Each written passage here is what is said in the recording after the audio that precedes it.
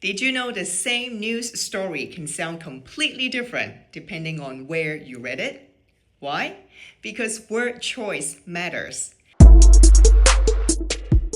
Today, we're breaking down how news headlines shape our thinking. And I have an amazing resource to share with you to help to take your English skills to the next level. I've partnered with Helm, a site that lets you compare multiple news sources side by side. Stick around because I will show you how this tool can help you learn English like never before. But first, let's dive into today's lesson. You know, when I was a student, one of the best ways I learned new words was by doing newspaper cutting exercises. My teachers made us collect different articles, underline unfamiliar words, and write down their meanings.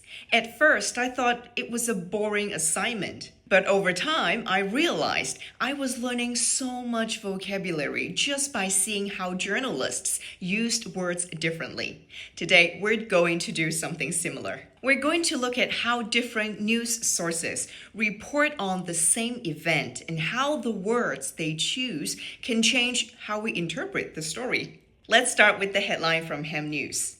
Elon Musk bids $97.4 billion to acquire OpenAI, aiming to revert it to a non-profit model. Pretty straightforward, right? But here's the question. Does every news outlet present this story in the same way? Let's take a look.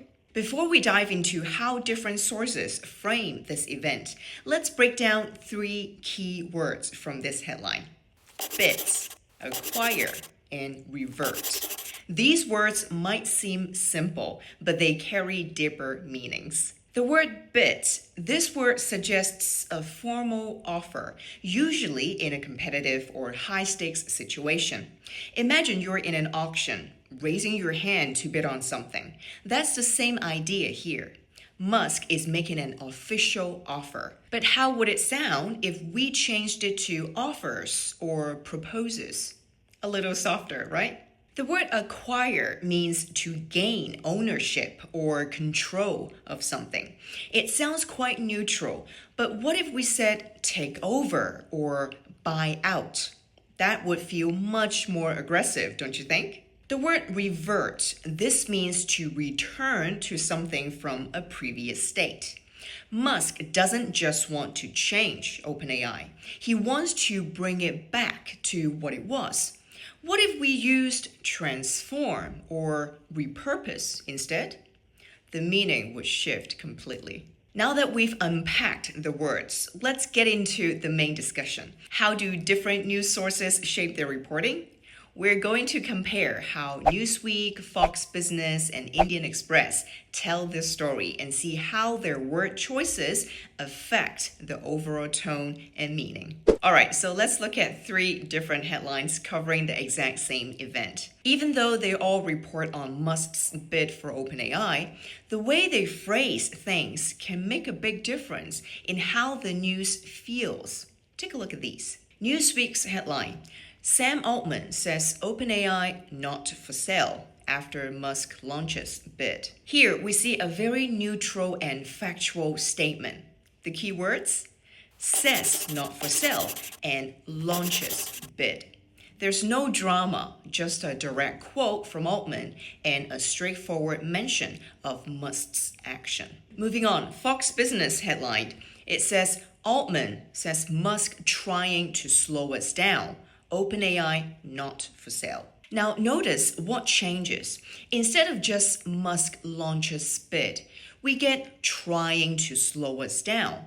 That immediately introduces conflict. It suggests Musk isn't just making an offer, he's interfering with OpenAI's progress. Do you see how that shifts the tone? The third outlet, Indian Express headline says, Sam Altman versus Elon Musk. OpenAI CEO says company not for sale, calls Musk an unhappy person. What do you think of this one? This one is the most dramatic. They literally frame it as Sam Altman versus Elon Musk, as if it's a battle. And the phrase calls Musk an unhappy person makes it personal. Instead of focusing on the business aspect, this version highlights conflict. See how these headlines differ? This is exactly why I love using Helm News. It lets you see multiple versions of the same story, so you can analyze language differences in real time. And as you can see, the language used in headlines isn't just about reporting facts. It's about framing the story. In other words, the words journalists choose can shape how we feel about an event even before we read the full article. Now, if you had to rewrite one of these headlines to make it more neutral or more dramatic, what changes would you make? Let me know in the comment. Now, let's go even deeper. The words used in headlines are powerful, but even small changes can shift the tone significantly. Let's take a look at some of the key words from these headlines and explore what alternative choices could do the same message. The word says, this is a pretty neutral verb, right? But what if we change it to admits or claims? Admits suggests guilt or reluctance, while claims makes it sound like we might not believe what the person is saying. See how subtle word choices can add bias? The phrase not for sale in the headlines, this phrase is simple and direct. But what if we said firmly rejects offer or turns down proposal? These sound much stronger, adding more resistance to the message. And then how about the phrase trying to slow us down? This phrase from Fox Business immediately suggests conflict. What if instead it was raising concerns or challenging our approach? That would soften the impact, making it sound less aggressive. And unhappy person, this phrase from Indian Express makes it personal. But if it was changed to expresses disappointment or frustrated with OpenAI, the meaning would shift from an emotional attack to a more measured critique. See how just swapping a few words can completely change how we perceive the same event? It's fascinating how language can subtly influence meaning. Now, here I have a mini challenge for you. Rewrite one of the phrases in a more neutral way or make it more dramatic. What do you come up with? Let me know in the comment. Now, let's take everything we've learned and think critically about it. Why does this matter? Because the way we read and interpret the news influences our opinions and beliefs. It's not just about vocabulary, it's about awareness. Think about this. If you only read the Fox Business headline, what impression would you get about Musk's intentions? What about if you only read the Indian Express headline? See how different the perspectives are. This brings us to an important question. Can facts be packaged in a way that influences our judgment?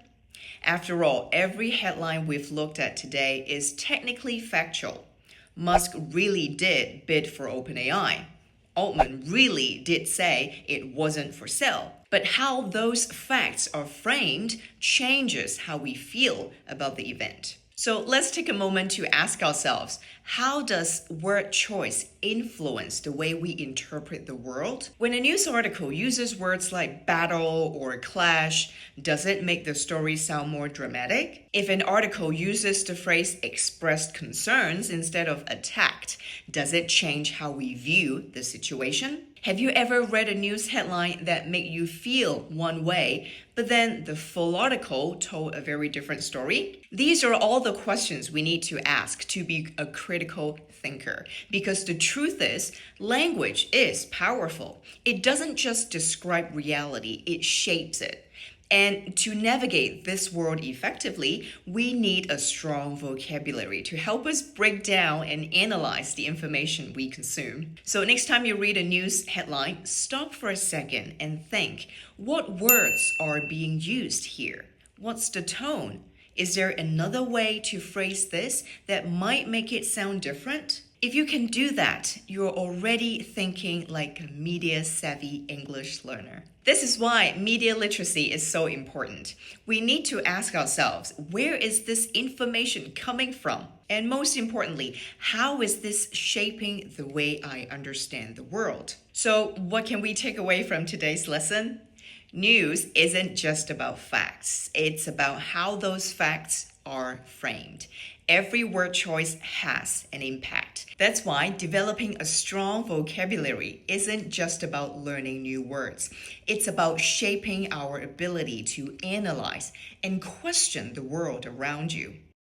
If you want to take your learning even further, I highly recommend checking out Helm News. It's an incredible tool that brings in articles from over 10,000 sources while removing clickbaits, ads, unnecessary fluff, and sensationalism. Instead of distractions, you get the raw facts, concise, factual summaries with links to original sources. It helps you focus on the real story without all the noise. And here's the best part. You can get 15% off your subscription using my special link below. Not only will you gain access to a powerful English learning resource, but you also support my work in bringing you these lessons. So what do you think? Have today's lesson changed the way you see news? Let me know in the comment. And don't forget to like, share, and subscribe for more English learning contents. See you next time. Bye for now.